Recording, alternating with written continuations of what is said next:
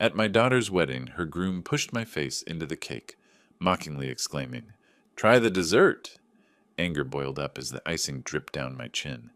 I immediately thought of my diabetes.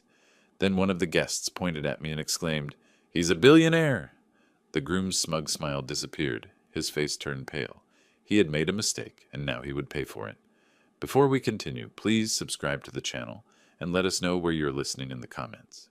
Of course, we understand your financial limitations, Eldon Whitaker said, cutting through my sentence about wedding venues like a blade through paper. The crystal chandelier above our table seemed to dim. Conversations at nearby tables continued, but ours fell into that particular silence that follows a social execution. Priscilla's fork paused halfway to her mouth. Urban smirked behind his wineglass. Megan's face flushed crimson. I had been explaining how beautiful outdoor ceremonies could be, mentioning a park pavilion I'd seen. Simple, elegant, apparently too simple for the Whitakers. "Dad makes things work with what we have," Megan said quickly, her voice pitched higher than usual. "He's always been resourceful." Resourceful? Eldon tasted the word like expensive wine. "That's one way to put it." The waiter approached with practiced invisibility, refilling water glasses. I watched the crystal catch light, wondering how much this dinner cost per minute. The menu had no prices, never a good sign. When ordering, I'd chosen the salmon, while everyone else selected aged steaks. That probably cost more than most people's weekly groceries. "Don't worry about the wedding expenses," Priscilla said, her smile sharp as her diamond earrings. "We completely understand your situation." My situation? As if poverty were a medical condition requiring sympathy. Urban leaned back, expensive fabric stretching across his chest. "We've got connections with the best venues in the Hamptons. The Grand Pavilion, specifically. You probably haven't heard of it." "I haven't," I admitted. 50,000 minimum just for the space. He said it casually, watching my reaction. "But don't worry about contributing, Theodore. We've got this covered." The gift box in my jacket pocket felt heavier. Inside was a vintage locket I'd found at an estate sale. Genuine Victorian silver, with space for 2 photos. Beautiful, meaningful, and exactly $37. Suddenly it felt like pocket change at a luxury car dealership. Megan touched my arm. "Dad, you don't have to—" "I always provide for my family," I said quietly. Eldon's laugh was dry. "Of course you do. In your own way." The dessert course arrived on plates that could feed a small village. Gold leaf decorated chocolate constructions that looked more like art installations than food. I thought about my kitchen table at home, scarred wood where Megan had done homework for 12 years, where we'd celebrated her college acceptance with grocery store cake. "We're planning quite the bachelor party," Urban announced. "Private yacht, obviously. You're welcome to join if you can get the time off work." Time off work. I hadn't needed to request time off in 15 years. Priscilla dabbed her lips with a napkin worth more than my shirt. "Theodore, what is it you do again?" "Investment consulting." "True enough, if incomplete." "How lovely. Small accounts, I imagine." The check arrived in a leather folder. Eldon didn't even glance at the total before sliding his black card inside. The waiter's grateful nod suggested a tip larger than my monthly grocery budget. Outside, valet attendants brought cars around. The Whitakers' Mercedes gleamed under streetlights like a predator. My Toyota Camry looked like it had wandered into the wrong neighborhood. "See you soon," Eldon called through his open window. "We'll handle the real planning." I helped Megan into the passenger seat, her silence stretching between us like a bridge I wasn't sure either of us could cross. The highway stretched ahead, illuminated by passing headlights that swept across our faces in regular intervals. Megan fidgeted with her purse strap, the leather making small squeaking sounds in the quiet car. "The restaurant was beautiful," she said finally. "Those chandeliers must have cost a fortune." I gripped the steering wheel tighter. Exit signs flashed past. We'd be home in 20 minutes. 20 minutes to decide whether to let this evening's humiliation stand unchallenged. "Megan," my voice came out rougher than intended. "We need to talk about Urban." Her posture shifted. "What about him?" "The way he spoke tonight. His family's attitude toward—" "Toward what? Toward you?" She turned in her seat. "Dad, they're used to having money. They don't mean anything by it." A truck passed us, its headlights briefly flooding the interior. In that moment, I saw my daughter clearly, defending someone who'd let his father insult me repeatedly, someone who'd smiled while it happened. Character doesn't change with bank account size, I said. Tonight showed me who they really are. You barely know them. I know enough. I've seen how Urban treats service workers, how he talks about people he considers beneath him. Tonight, that included me. Megan's laugh was sharp. You're being paranoid, and frankly, a little controlling. The word hit harder than Eldon's condescension. Controlling, as if wanting better for my daughter meant restricting her freedom. I'm not trying to control you, I said carefully. I'm trying to protect you from making a mistake that will cost you decades of unhappiness. A mistake? Her voice rose. My engagement is a mistake? Your engagement to him might be. Stop the car. What? I said stop the car. Right now. I glanced at her face, illuminated by dashboard lights. Fury and hurt warred in her expression. This wasn't the conversation I'd planned. This wasn't how it was supposed to go. Megan, let's just... Pull over, Dad. Now. I signaled and eased onto the shoulder. Before the car fully stopped, she was unbuckling her seatbelt. You don't understand anything, she said, grabbing her purse. You don't understand Urban, you don't understand his family, and you definitely don't understand what I need. Sweetheart, please. What I need is support from my father, not judgment. What I need is someone who trusts me to make my own decisions. She opened the door. Cool night air rushed in, carrying the smell of exhaust and distant rain. Where are you going? Anywhere but here. She stepped out, then leaned down to look at me. I'll call Urban to pick me up. At least he doesn't think I'm too stupid to choose my own life. The door slammed. I watched her walk toward a gas station, her heels clicking on asphalt. My phone buzzed. Already texting him, probably. Already choosing him over me. I sat there until she was inside the fluorescent-lit convenience store, until I was sure she was safe. Then I pulled back onto the highway, alone with the radio playing softly and the weight of what I'd just lost. The empty passenger seat seemed to echo with her absence. As I turned into my driveway in Hoboken, the modest two-story house looked smaller than usual. The porch light cast familiar shadows across the garden, where Megan had helped me plant tomatoes every spring since she was 8. A week ago, everything had been different. A week ago, I'd been sitting at this same kitchen table, morning coffee steaming beside the financial section of the Times. April 22nd had started like any other Tuesday, quiet, predictable, content. The house smelled of French roast and the faint lavender soap Megan preferred when she visited. My phone had rung at exactly 8:47 a.m. Dad! Her voice had bubbled through the speaker. I have news! I'd set down my coffee, smiling at her excitement. Good news, I hope. The best news. Urban proposed. The joy in her voice had been infectious.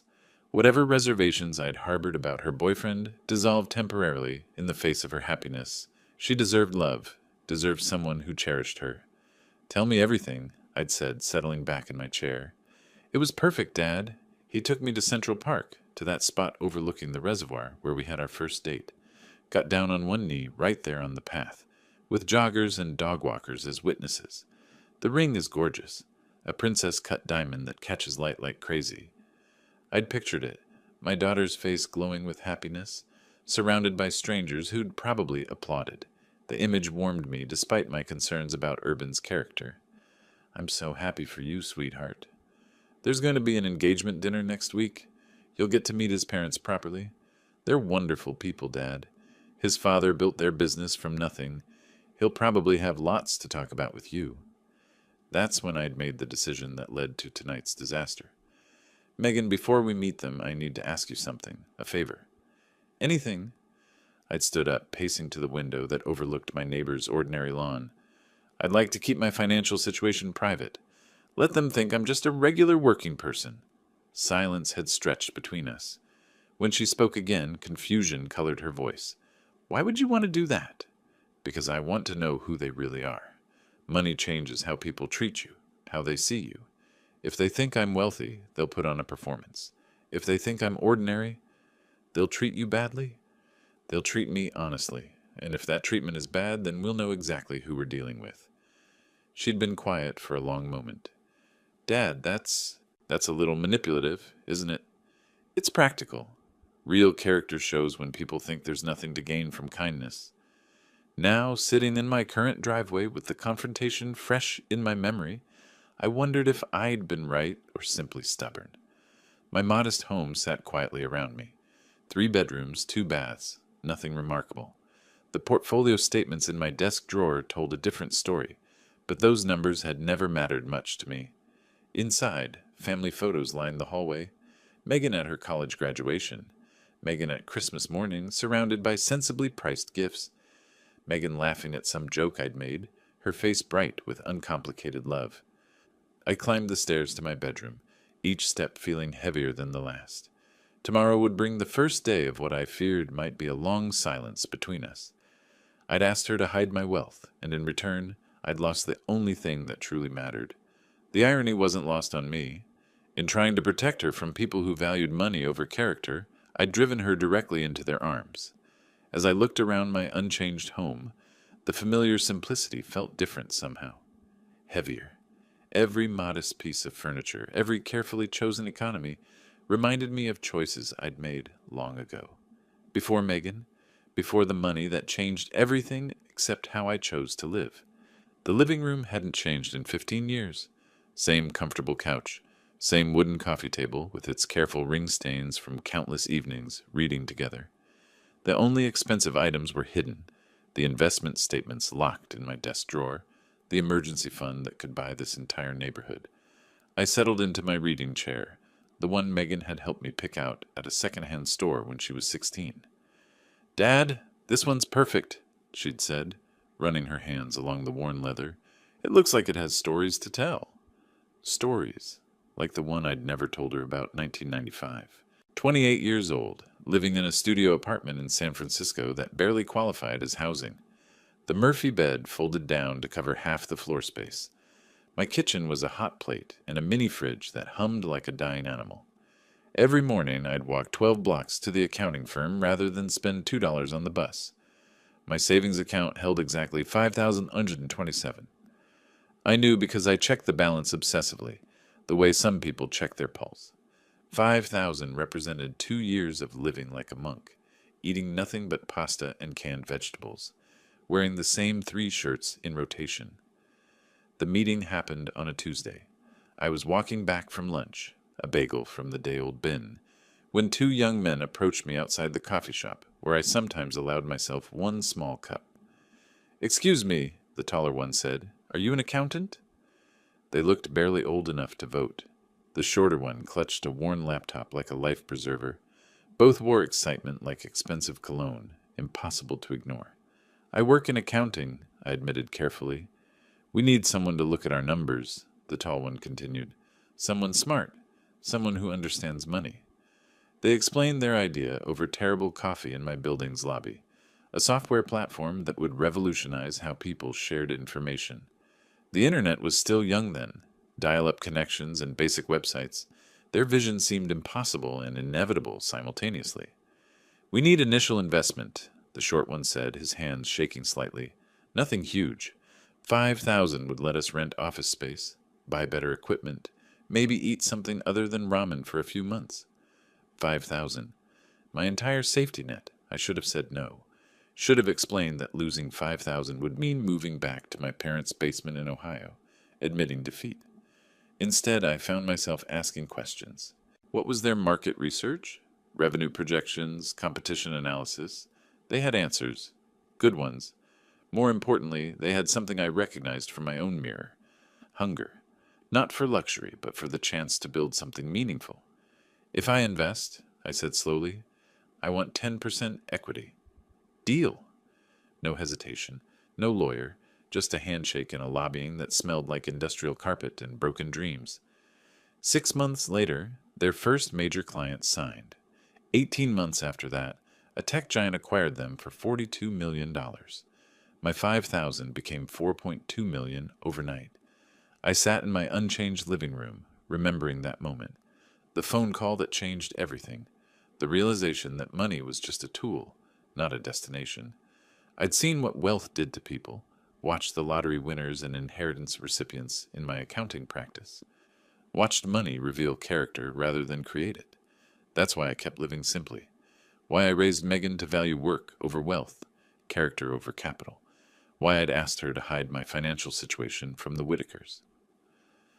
The photograph on my end table showed Megan at her college graduation, beaming beside me in front of a modest restaurant where we'd celebrated.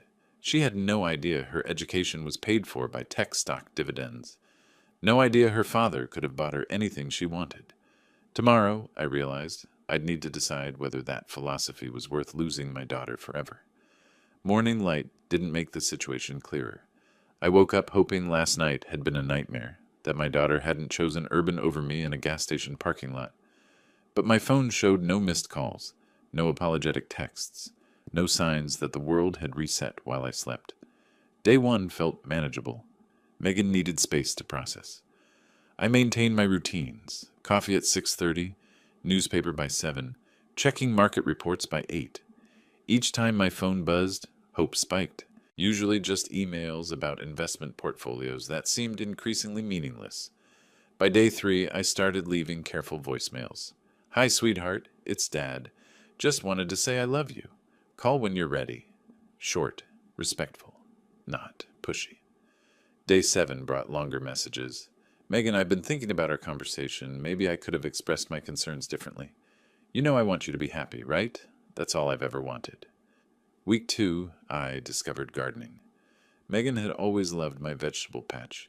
We'd planted tomatoes together every spring since she was 8. Now I worked the soil alone, pulling weeds that seemed to multiply overnight. Physical labor helped quiet the constant urge to call her. The tomato seedlings I'd bought weeks ago sat in their plastic containers, waiting, too late to plant them now without her. The tradition felt incomplete, like trying to clap with one hand. Week 3 brought desperation disguised as productivity. I organized 20 years of photographs, finding hundreds of Megan at every age. Birthday parties, school plays, graduation day. In every picture, she looked at me with complete trust. When had that changed? My voicemails grew longer, more emotional. I keep thinking about when you were 12 and broke Mrs. Peterson's window with that baseball. You were so scared to tell me, but when you did, we went together to apologize and pay for repairs. Remember what I told you? That mistakes don't define us. How we handle them does. I think I made a mistake with Urban. Can we figure out how to handle it together? The wedding invitation never came. Day 25, I drove past Megan's apartment building. Not stopping, not stalking, just confirming she existed. Her car sat in its usual spot, confirming nothing except geography. Day 28 brought panic.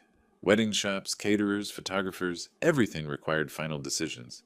Was I excluded completely? Would I watch my only child marry someone I didn't trust without being present for the moment? Megan, it's Dad again. I know I've called a lot this week. Tomorrow is June 1st. I assume that's still your wedding day. I understand if you don't want me there, but I need to know. Please, just tell me if you're okay. My voice cracked on that last message. 30 days of silence had worn down my composure like water on stone. Day 30, I prepared dinner for one. Simple pasta, the kind Megan and I used to make together on Sunday nights. The table felt enormous with only one place setting. The empty chair across from me a constant reminder of what I'd lost through stubborn principle. 6:45 p.m. Tomorrow, somewhere in the Hamptons, my daughter would marry Urban Whitaker. I'd probably watch it happen through social media posts, assuming anyone bothered to include me in their feeds anymore. I sat down to eat, twirling pasta around my fork without appetite. Outside, spring was surrendering to summer. Life moved forward whether I participated or not. The phone rang. My fork clattered against the plate. After 30 days of silence, unexpected calls meant bad news. Emergency rooms, accidents, worst-case scenarios that haunted every parent's imagination. Megan glowed on the screen. My hands trembled as I swiped to answer. Hello? Dad? Her voice was smaller than I remembered, nervous. Hi. Hi? I stood up so quickly my chair scraped against the floor. Are you okay? Is everything... I'm fine. I'm calling because tomorrow is... She paused. I could hear traffic in the background, Urban's voice saying something indistinct. The wedding is tomorrow. I know. The words came out rough, I cleared my throat. I wasn't sure if... I want you there. Relief hit like a physical blow.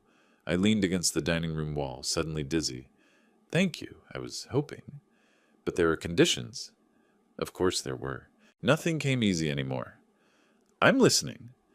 You can't say anything negative about Urban. You can't make faces or comments or whatever that thing is you do when you disapprove.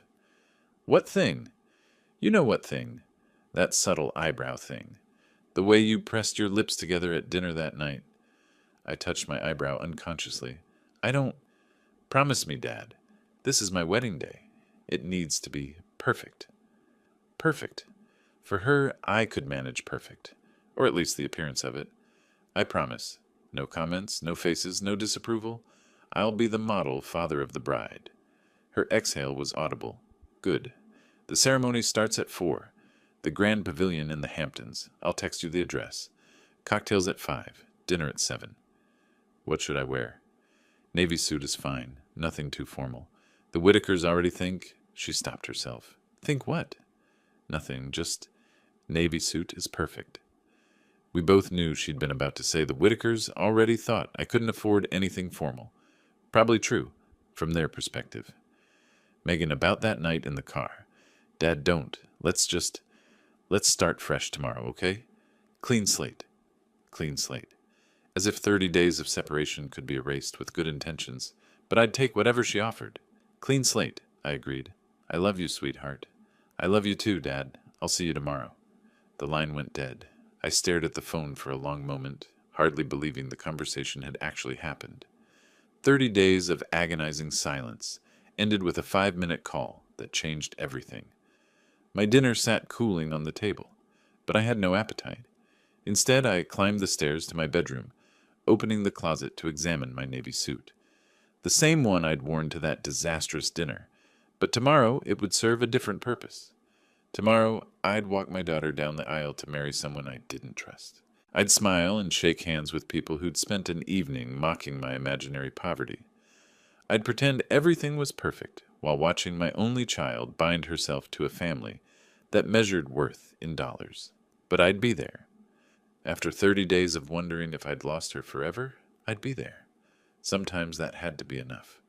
Sunlight streamed through my bedroom window at exactly 6:30, the same time I'd been waking for 30 years, but today felt different. Today I'd see my daughter again. The navy suit hung on my closet door, pressed and ready. I'd chosen it carefully the night before, my best, but not ostentatious. Conservative tie, polished black shoes, everything Megan had requested. Nothing the Whitakers could criticize as trying too hard. Breakfast required careful planning. My blood sugar monitors showed normal levels, but wedding stress could change that quickly. I took my morning insulin, ate steel-cut oats with measured precision, checked the glucose meter twice. Diabetic emergencies at my daughter's wedding weren't on today's agenda. The weather forecast promised perfection. 72 degrees, a light breeze, no chance of rain. The kind of day Megan had dreamed about since childhood, when she'd plan elaborate backyard weddings for her dolls. Coffee helped steady my nerves. I'd managed 3 hours of genuine sleep, the first peaceful rest in weeks. Hope was a powerful sedative. By 8 o'clock, I was dressed and examining my reflection. Modest, but respectable. Clean-shaven, careful grooming. A touch of cologne Megan had given me last Christmas. I looked like exactly what the Whitakers expected. A working man who'd done his best. You can do this, I told my reflection. No comments, no faces, no disapproval. Perfect behavior. The gift had required serious consideration. Too expensive would seem suspicious. Too cheap would embarrass Megan. I'd settled on a crystal vase from the local shop. Elegant enough for the occasion, modest enough to fit my supposed budget. $68 that felt appropriately thoughtful without raising questions. The shop owner had wrapped it beautifully, adding white ribbon and a small card. For the happy couple, I'd written. Wishing you joy, love, and understanding in your marriage. Understanding. If only they knew how much I understood about their character already. My phone showed several texts from acquaintances wishing Megan well. People who'd watched her grow up, who remembered her first steps in this very hallway. They had no idea today might be the last time I'd walk her down any aisle. The drive to the Hamptons would take 2 hours in Saturday traffic. Ceremony at 4, which meant leaving by noon to allow for parking and pre-wedding photographs. Time enough for one final check of everything. Insulin pen in jacket pocket. Emergency glucose tablets in pants pocket. Gift receipt in wallet, just in case. Phone fully charged. Everything a responsible father might need for his daughter's wedding day. I looked around my modest home one last time. If today went poorly, if I couldn't maintain the perfect behavior Megan required, this might be my last peaceful morning here. Tomorrow could bring another month of silence, or worse, but today also held possibility. Maybe Urban would surprise me. Maybe wedding joy would smooth the rough edges I'd seen at dinner. Maybe my daughter would find happiness despite my reservations. I picked up the wrapped gift and my car keys. Time to find out which version of today would unfold. The Toyota started reliably, as always. I adjusted the rear-view mirror, checked my appearance one final time, and backed out of the driveway. The Hamptons awaited, along with whatever this day would bring. The grand pavilion rose from manicured lawns like something from a magazine spread. Bentleys and Mercedes lined the circular drive, their chrome gleaming in afternoon sunlight. My Toyota looked like a lost delivery truck among thoroughbreds. A valet approached with barely concealed surprise. "Sir, are you here for the Whittaker-Harrington wedding?" "I'm the bride's father." His expression shifted to professional sympathy. "Of course, sir. Right this way." The venue's entrance hall sparkled with crystal chandeliers worth more than most houses. Floral arrangements towered like small trees, each bloom perfect, each stem precisely placed. The air smelled of expensive perfume and imported lilies. "Theodore!" Priscilla's voice carried across the marble foyer like a foghorn. "Everyone, this is Megan's father." 20 well-dressed guests turned to stare. Their eyes took inventory. Modest suit, department store shoes, gift that clearly wasn't from Tiffany. Polite smiles followed, the kind reserved for charity cases. "How wonderful that you could make it." Eldon materialized beside his wife. "I know the drive from... Where is it you live again?" "Hoboken." "Right. Quite a distance in that little car of yours." The photographer appeared, expensive equipment draped around his neck. "Family photos in 5 minutes?" "Immediate family only," Priscilla clarified quickly. "Theodore, perhaps you could wait over there?" Over there meant a corner beside the coat check, away from the important people. I watched the Whittakers pose with Megan, their designer clothing coordinated like a fashion shoot. Urban's groomsmen joined them, all Harvard ties and inherited confidence. A waiter offered champagne from a silver tray. "Krug Clos d'Ambonnet," he announced to the group. "Excellent vintage." "My goodness," one guest commented. "That's $300 a bottle." "Only the best for our son's wedding," Eldon declared, loud enough for everyone to hear. "Of course, not everyone appreciates fine champagne." He looked directly at me while saying it. The ceremony seating revealed another calculated insult. Front rows gleamed with Whittaker business associates and society friends. I was directed to row 7, behind elderly relatives and plus ones. The father of the bride, relegated to the cheap seats. "Beautiful ceremony location," I commented to the woman beside me. "Oh yes," she whispered back. 50,000 just for the venue rental. Thank goodness the Whittakers could afford it properly. I heard the bride's family." She trailed off, realizing her mistake. "Has very modest means," I finished for her. "Yes, I've heard that too." Urban's best man made rounds with expensive cigars. Cuban, he announced proudly, saved for special occasions. The humidor bypassed my row entirely. During cocktail hour, I caught a brief moment with Megan. She looked radiant in silk and pearls, happiness glowing beneath carefully applied makeup. "You look beautiful, sweetheart." "Thank you for coming, Dad. I know this isn't easy." "It's your day. That's all that matters." She squeezed my hand. Urban's family means well. They're just particular about their traditions. Particular.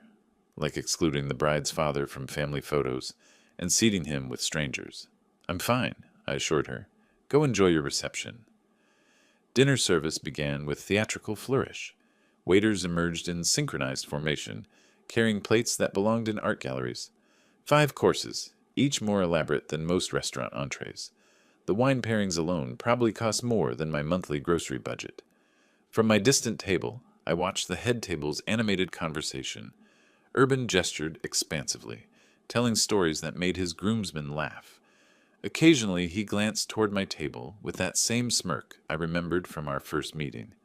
The dessert station appeared like a sugary cathedral. Wedding cake towered 5 tiers high, surrounded by chocolate sculptures and artisanal pastries. Guests gathered around, phones capturing every angle.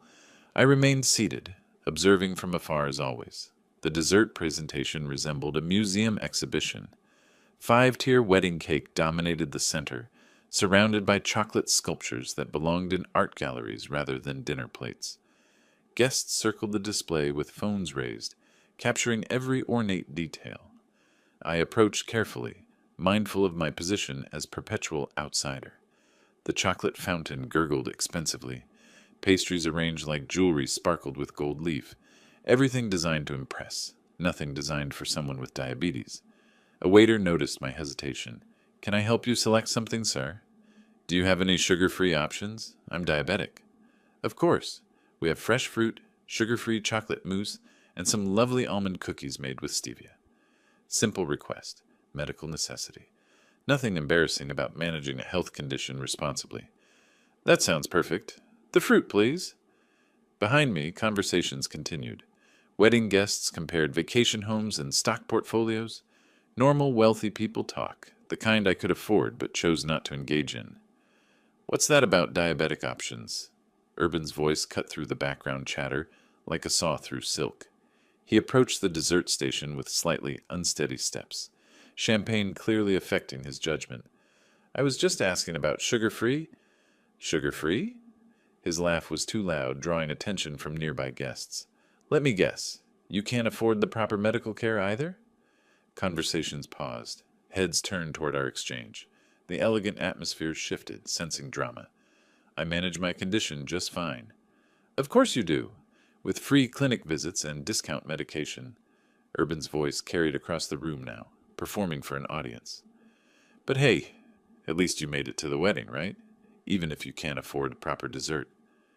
"Urban," Megan's voice appeared behind us. "What's going on?" "Just helping your father understand the dessert options," he said, that familiar smirk spreading across his flushed features. "Apparently, beggars really can be choosers when it comes to wedding cake." Beggars. The word hung in the air like a curse. 50 guests had gone silent, sensing something ugly about to unfold. Waiters froze mid-service. Even the chocolate fountain seemed to quiet its gurgling. "That's enough," Megan said sharply. "Is it?" Urban stepped closer to me, alcohol making him bold, cruel, honest. "Because I'm tired of pretending this is okay. Tired of watching your deadbeat father embarrass our family." "He's not embarrassing anyone. Look at him." Urban gestured wildly at my modest suit, my careful posture, my simple presence among their luxury. "Look at this whole pathetic situation." Then his hands moved, fast, decisive, drunk but purposeful. My face hit the wedding cake with a sound like expensive fabric, tearing. Frosting filled my eyes, my nose, my mouth. 5 tiers of architectural sugar collapsed around me, vanilla and chocolate mixing with shock and humiliation. The room exploded into gas, shrieks, nervous laughter. Someone's phone camera flashed. A woman screamed. Chairs scraped against marble as people stood for better views. I straightened slowly, cake dripping from my hair, frosting sliding down my cheeks. The taste was actually quite good. Expensive vanilla with real butter, the kind of cake I could afford but would never order. Through the sugary mess coating my eyelashes, I saw faces. Shocked faces. Entertained faces. Disgusted faces. Megan's horrified face. "What have you done?" she whispered. Urban stood there, grinning, pleased with his performance, completely unaware that he'd just made the biggest mistake of his privileged life. The crack of Megan's palm across Urban's face echoed through the stunned silence like a gunshot. Red bloomed across his cheek as he staggered backward, shock replacing his drunken smirk. "How dare you!" Her voice carried across the marble floor, reaching every corner of the reception hall. "How dare you lay a hand on my father?" I continued wiping vanilla frosting from my eyes, tasting expensive buttercream while processing what had just happened. Wedding guests formed a loose circle around us, phones already recording what would become the social media scandal of the season. "Megan, calm down," Urban stammered, touching his reddening cheek. It was just what? Just assault? Just humiliating the man who raised me while you stood there laughing?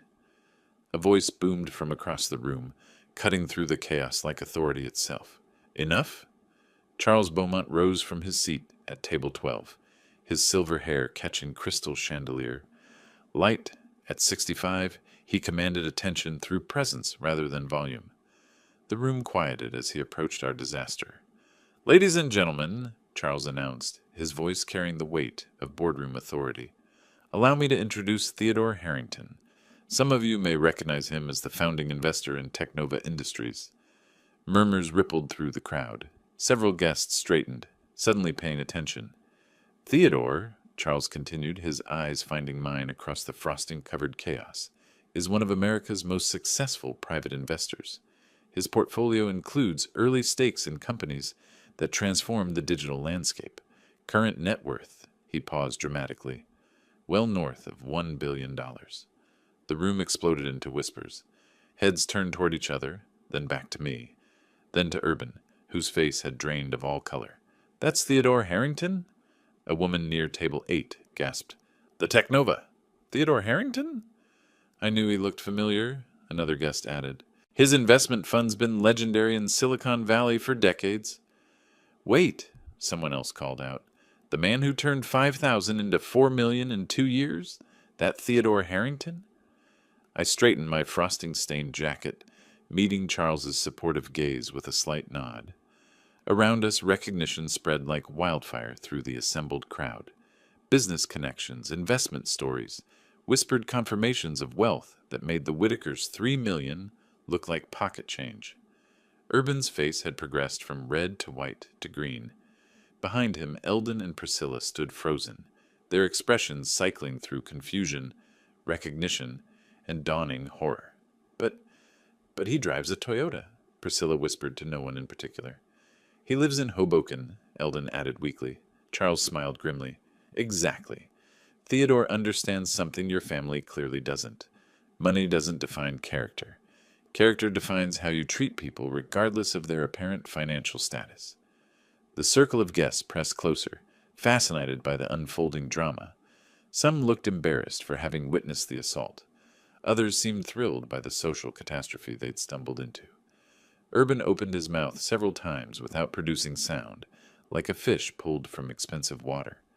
I finished wiping the last of the cake from my face and looked around the room at all the staring faces. People who'd ignored me an hour ago now watched with newfound respect and barely concealed mortification. The Whitaker family began moving toward me with panicked expressions, their social calculation skills finally catching up to reality. Theodore, please. Eldon reached me first, his business instincts overriding social paralysis. This is all a terrible misunderstanding. I continued brushing cake crumbs from my sleeves, maintaining the same quiet dignity I'd shown all evening. Around us, wedding guests had formed an amphitheater of fascinated spectators. Misunderstanding? I looked at Eldon calmly. Your son just physically assaulted me in front of 200 witnesses. Which part did I misunderstand? Urban stumbled forward, alcohol and panic making him clumsy. Mr. Harrington, sir, I didn't know. I mean, if I'd realized... Realized what? That I might be wealthy? I shook my head slowly. So assault is acceptable if the victim is poor? No, that's not... I didn't mean... Urban's words tangled around his tongue. Sweat beaded on his forehead despite the air conditioning. Priscilla appeared at her son's shoulder, damage control instincts engaged. Theodore, surely we can put this unfortunate incident behind us. Family disagreements happen at weddings. Emotions run high. Family disagreements, I repeated her words like they were foreign language. Is that what you call your month of systematic humiliation? Your deliberate exclusion from photographs? Your son's physical violence? We apologize, Eldon said quickly, his tone shifting into business negotiation mode. Completely. Unreservedly. Let's start fresh, shall we? Clean slate. The same words Megan had used during our reconciliation call. But these words carried no love, only calculation. Start fresh, I mused aloud. Now that you know I have money. Your financial status has nothing to do with this, Priscilla protested, her voice pitched too high. Charles Beaumont laughed harshly from nearby. Madame, your treatment of Theodore had everything to do with money. You spent 2 months mocking a man you believed was poor. Now you want friendship because he's rich. That's not true, Urban said desperately. I would have treated him the same either way. Really? I asked quietly. The same way you treated the waiters tonight? The valet who parked your car? The housekeeping staff? Urban's mouth opened and closed soundlessly. Your character, I continued, was revealed perfectly tonight. Not by what you did to a poor man, but by how you acted when you thought consequences didn't matter. Please, Eldon tried again. Business aside, personal aside, you're going to be family. We need to work together. Family? The word tasted bitter. I watched you teach your son that money determines human worth, that poverty justifies cruelty, that wealth excuses anything. I brushed a final piece of frosting from my shirt collar. You want to start fresh? Here's my fresh start. I'm leaving. You can't just walk away, Priscilla said, desperation creeping into her voice. Think about Megan. Think about the business opportunities. Think about what we could accomplish together. Business opportunities. Even now, facing social catastrophe, they calculated profit margins. I'm thinking about Megan, I said quietly. I'm thinking she deserves better than a family that measures love in dollars. Urban grabbed my arm as I turned toward the exit. Wait, I can change. I can be better. I looked down at his hand gripping my sleeve, then back to his face. You're 30 years old. This is who you are.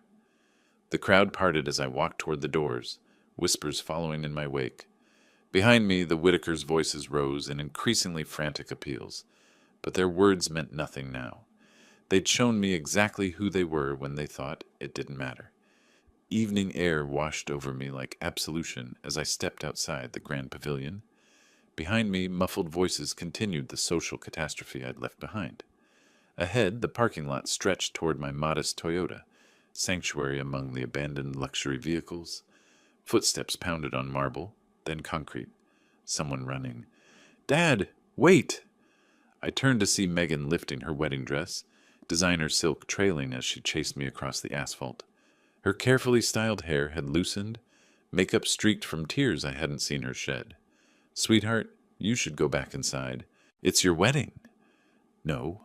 She stopped in front of me, breathing hard. It's not. Not anymore. We stood there in the golden hour light, father and daughter separated by months of hurt and misunderstanding. Her wedding dress cost more than most cars. My suit was stained with cake that probably cost more than most dinners. I'm so sorry, she whispered. You were right. About everything. About Urban, about his family, about what money does to people. I'm sorry too, I said quietly. I should have told you the truth from the beginning. Why didn't you? I looked toward the ocean visible beyond the pavilion's manicured gardens, because I wanted you to choose someone who loved you for who you are, not what I have. I wanted your relationships to be genuine. Like ours? The question hung between us like a bridge I wasn't sure we could cross. Our relationship is genuine, I said finally. It survived wealth, poverty, conflict, separation. It survived tonight. Megan stepped closer, her hand finding mine. I spent 2 months angry at you for not trusting my judgment, but you knew. You saw what I couldn't see. I saw what I was afraid to see. Sometimes being right doesn't feel like victory. She laughed, but it came out more like a sob. I just left my own wedding reception to chase my father across a parking lot, in a $20,000 dress. 20,000? I raised an eyebrow. For that much, it should have come with better running shoes. Her laugh was real this time. Take me home, Dad. What about your reception, your guests? What about them? Let Urban explain to his family's friends why the bride disappeared. Let them figure out their own social disaster. I looked at my daughter in her expensive wedding dress, standing beside my 10-year-old Toyota Camry. The symbolism wasn't lost on either of us. You sure about this? I've never been more sure of anything. I opened the passenger door for her, and she gathered $20,000 worth of silk into the modest interior. As I walked around to the driver's side, I saw guests beginning to emerge from the pavilion, probably wondering where the bride had gone. Where to? I asked, starting the engine. Home, she said simply. Your home. our home. The drive back to Hoboken took us through familiar territory, past the places where I'd raised her, where we'd built a life based on values rather than valuations. The late afternoon sun painted everything golden, making even the modest neighborhoods look magical. I understand now, Megan said as we crossed the bridge toward home. Why you live the way you do. Why you never flaunted the money. Money is a tool, I said, not an identity, not a measure of worth, just a tool for building the life you actually want. What life do you want? I pulled into my driveway, looking at the simple house where I'd raised my daughter to be strong, independent, and kind. This one. Exactly this one. We sat in the car for a moment, watching the sun set over our neighborhood. Simple houses, modest lawns, genuine relationships built on character rather than capital. Come on, I said finally. Let's go inside. I'll make coffee and we can figure out what comes next. Together we walked toward the front door of the little house that had always been rich in everything that mattered. If you liked this story, please like this video, subscribe to the channel, and share your impressions of this story in the comments. To listen to the next story, click on the box on the left. Thank you for watching.